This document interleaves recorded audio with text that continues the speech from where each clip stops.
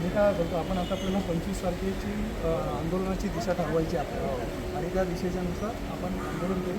24 तारखेला आपली एक मोठी मीटिंग लागेल कल्याण ईस्टमध्ये आणि त्यानंतर जे पण आहे ते आपण महापालिकेला तर त्यानुसार आपण एक दिवस ठीक आहे.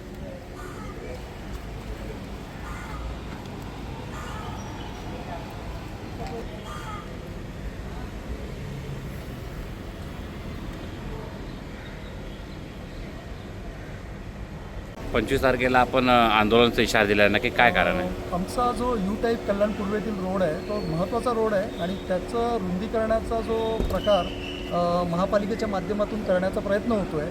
परंतु यामध्ये रुंदीकरणाची जी प्रक्रिया असते BPMC ॲक्टनुसार त्यांनी ती न करता सरळ त्याच्यामध्ये BPMC ॲक्टमध्ये त्यांनी 260ची आम्हाला एक नोटीस दिली आहे.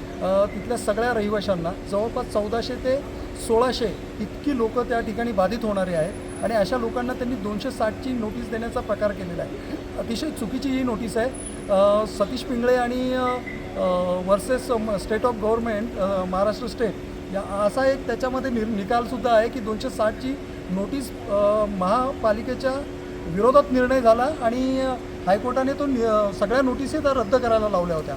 असं असताना कल्याण डोंबिवली महानगरपालिका या पद्धतीने वागते आणि कोर्टाचासुद्धा तो अवमान करते आणि लोकांनासुद्धा या अशा परिस्थितीमध्ये इतक्या उन्हातानाच्या याच्यामध्ये या पद्धतीने आम्हाला या लोकांना इथे यावं लागतं आहे. म्हणून शेवटी आम्हाला आंदोलनाचा इशारा द्यावा लागला आहे. 25 तारखेपासून कल्याण डोंबिवली महानगरपालिकेच्या मुख्यालयासमोर बेमुदत धरणे आंदोलन यू टाईप रस्त्याची लोक करणार आहे. हे आज आम्ही ते निवेदन महापालिकेला दिलेलं आहे. त्यामध्ये असा पण मुद्दा आहे की हा सगळा जो प्रकार आहे हा तिथे आलेल्या विकासकांच्या फायद्यासाठी केला जातो आहे आणि हे जे विकासक आहेत यांनी क्लस्टरसाठी जे काही प्रपोजल्स इथे दिलेले असतानासुद्धा महापालिका त्या क्लस्टरमध्ये हे लाभार्थी होऊ शकतील अशी ही लोकं आहेत तरीसुद्धा यांना 260ची नोटीस देऊन अनऑथराईज ठरवून